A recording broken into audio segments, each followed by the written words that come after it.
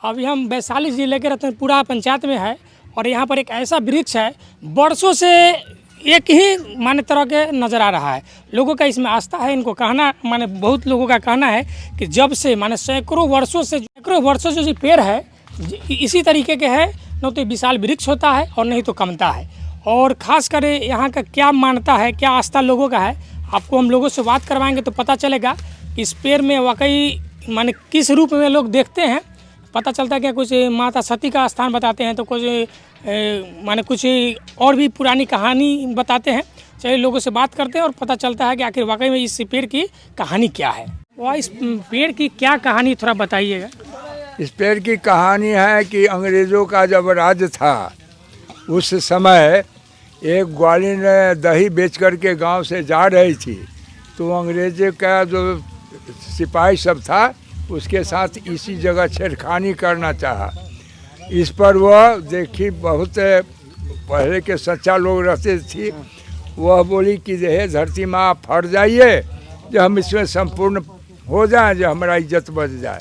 तो उसी समय धरती फट गई और उस समय वह निज अष्टमीय का दिन था और उसी के ऊपर ये वृक्ष जन्मा, जो आज तक वृक्ष ये 150-200 साल पुराना है, फिर भी ये वृक्ष कोनो गाछ बड़का पुराना नहीं होता है। यह जो कहते हैं इतना ही बड़का वृक्ष होता है और इसके नीचे डाल शंका है जो बढ़ता है, बस चसरने के ऊपर। सैकड़ों वर्ष पुरानी कहानी है। आखिर इस वृक्ष में ही माने उस ग्वालिन का माने उसके वजह से लोग जानने लगे। आखिर इस गांव के किसी को सपना है क्या था इस कहानी? इसके बाद वो तब उस समय जानकारी हुआ, जब वृक्ष हो गया तो लोगों को स्वप्न दिए कि ये जगह हमारा स्थान है, पूजा पाठ करें और जो जिस आस्था से आएगा उसका मन्नत पूरा होगा। तो उस समय से निज अष्टमी के दिन पूजा पाठ होना शुरू हो गया और लोग आते हैं, अपना मन्नत मानते हैं, उनका मन्नत पूरा होता है और फिर मन्नत पूरा हो जाता है तो अनदिनों में भी आकर के वो अपना पूजा पाठ कर करके यहाँ से लोग जाते हैं। अच्छा ये बताइए, आप देख रहे हैं पेड़, ये पेड़ इतना ही वो है कि बढ़ता है कमता है क्या इस पेड़? नहीं, पेड़ बढ़ता नहीं है, इससे ज़्यादा नहीं बढ़ता है। इससे छोटा जन्म लेता है तो फिर उसी जगह उसी साइड में रहता है, बड़ा पेड़ नहीं होता है। इस सैकड़ों साल से ऊपर से पेड़ ज्यों का त्यों ही है। एक पेड़ की आयु होता है, लेकिन सैकड़ों सालों से आप बता रहे हैं कि पेड़, पता चला कि किन चीज़ का पेड़ है? नहीं, पता नहीं चला। क्या कितने वैज्ञानिक आए इसको रिसर्च किए, लेकिन पता नहीं चला कि किस चीज़ का पेड़ है, या न कहीं इस इंडिया में कहीं पाया जाता है कि इस तरह का पेड़ कहीं है। माने अभी तक जो वैज्ञानिक को भी पता नहीं लगा न लोग ऐसे ही कहीं भी देखा भी नहीं कहा कि इस तरह का पेड़ कहीं है। जैसे पीपल है, आम है, बौर है, पाकड़ है, सबका पेड़ है तो वह बड़ा हो जाता है, विशाल हो जाता है, लेकिन ये विशाल नहीं होते हैं। जो सैकड़ों बरस होने के बाद भी एक ही स्थिति में माने पेड़ पड़ा हुआ है। आइए और भी यहाँ लोग जानते हैं आखिर यहाँ के क्या सच्चाई। अच्छा इस पेड़ के बारे में कुछ बताइएगा, सैकड़ों साल पुराना है, लोग क्या? देखिए यह पेड़ ऐतिहासिक पेड़ है, बहुत सी किंवदंतियाँ जुड़ी हुई है इस पेड़ से। अभी आपको मालूम चला होगा कि ये ग्रामीण रूप में बहुत सी किंवदंतियों के बारे में आपने सुना है, लेकिन इस पेड़ की दो खूबी आपको साक्षात अष्टमी के दिन देखने के लिए मिलेगा। पहला, एक सामाजिक समरसता का यहाँ भाव मिलेगा। हर एक जाति, हर एक धर्म से जुड़े हुए लोग आपको यहाँ मिल जाएंगे और दूर दूर से यह महुआ से लेके लालगंज, इधर हाजीपुर से लेके मुजफ्फरपुर तक के आपको श्रद्धालु यहाँ जुटते हैं, वो अपनी पूजा अर्चना करते हैं। और साथ ही वैज्ञानिक इस पेड़ की जो पूजा होती है वो मोटे अनाजों से होती है, जो हमारे स्वास्थ्य के लिए वैज्ञानिक रूप से यह प्रूफ है कि वह बहुत ही लाभदायक है। तो यह संदेश देता है सामाजिक समरसता का, आस्था, विश्वास, ऐतिहासिक रूप से और साथ ही वैज्ञानिक रूप से स्वास्थ्य के लिए मोटे अनाज कितना ज़रूरी है, यह समाज, यह परंपरा चल रहा है और इससे यह सीखने की ज़रूरत है।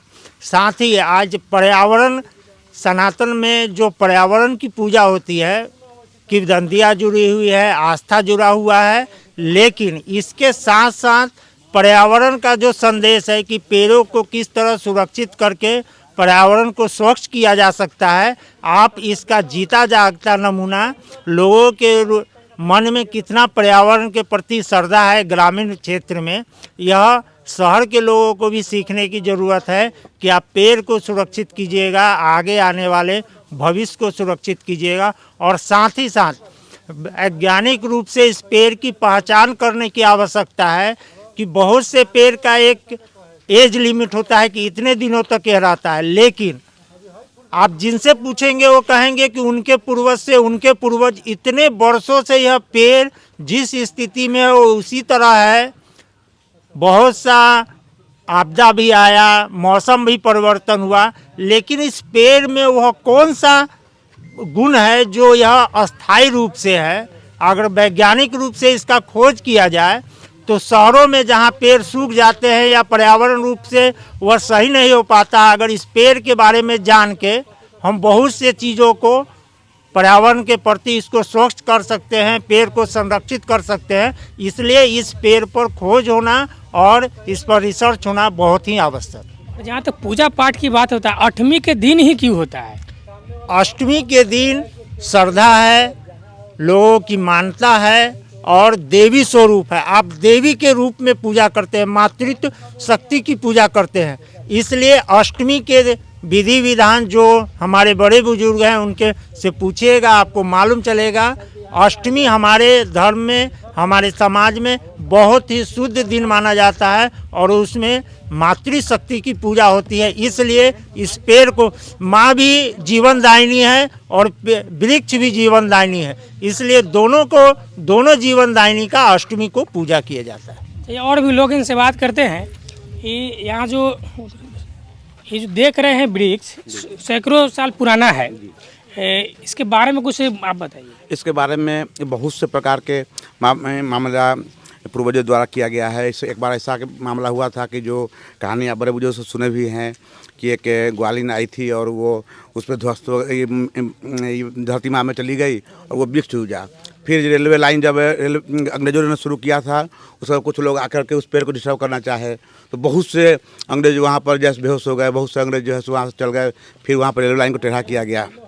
तो सबसे बड़ी बात है उसी समय से लेकर अभी तक ये आस्था का पर्व हम लोग को दिया गया। जो भी लोग सच्चे दिल से, सच्चे हृदय से जो भी मनोकामना यहाँ मांगते हैं उनका पूरा होता है। इसीलिए हम लोग उसी समय से अष्टमी के दिन पूजा करते हैं। आपने इस वृक्ष की कहानी सुना और इस बता दें कि यहाँ एक भव्य मंदिर निर्माण हो रहा है और भव्य मंदिर निर्माण करने में जो ग्रामीण के सहयोग के साथ साथ हमारे यहाँ के जो स्थानीय मुखिया जी है उनका भी सहयोग, उनसे जानते हैं क्या कि उनका भी लगता है कि इनका मन्नत मांगने के बाद पूरा हो गया, वो इस अपने तरफ से खर्च से बनवा रहे हैं या इसका कोई फंड है, उनसे हम कुछ बात करते हैं। इस पेड़ की कहानी बहुत आपके ग्रामीणों से हमको पता चला और पता चला कि अब यहाँ जो एक भव्य मंदिर की निर्माण हो रही है और इसमें ग्रामीणों के साथ साथ आपका भी सहयोग है। तो जो सहयोग है क्या अपने तरफ से है, क्या कुछ फंड वगैरह है? भारत देश का दुर्भाग्य है कि कहीं भी मंदिर निर्माण के लिए सरकार की तरफ से कोई फंड नहीं दिया जाता है, जबकि ये सनातन देश है, सनातन संस्कृति और हिंदुत्व पर चलने वाला देश है, सर्वधर्म समभाव वाला देश है और ऐसा होना चाहिए। अभी आपने एक अच्छा ही प्रश्न पूछ दिया कि सरकार के तरफ से अपने जो भी पौराणिक धरोहर है उनको संरक्षित करने के लिए फंड का व्यवस्था होना चाहिए। लेकिन खैर, और जैसे दो चीज़ होता है, राज और समाज। तो राज मतलब कि सरकार, तो सरकार के तरफ से तो कुछ नहीं है, लेकिन समाज सर्वोपरि है और सामाजिक सहयोग से निर्माण हो रहा है और इस स्थान के स्वरूप को भव्यता और दिव्यता देने का कार्य चल रहा है। चलिए, जो सरकार नहीं कर पाता उसको समाज मिलकर भी कर देता है और समाज और यहाँ के स्थानीय जो मुखिया जी हैं गौरीशंकर पांडे जी, उनके द्वारा ये कार्य को माने किया जा रहा है और एक भव्य मंदिर का निर्माण किया जा रहा है। आने वाले समय में आप देखेंगे कि यहाँ पर माने पूरे बिहार से श्रद्धालुओं की संख्या काफ़ी बढ़ेगा और इसी तरह के देखने के लिए धन्यवाद।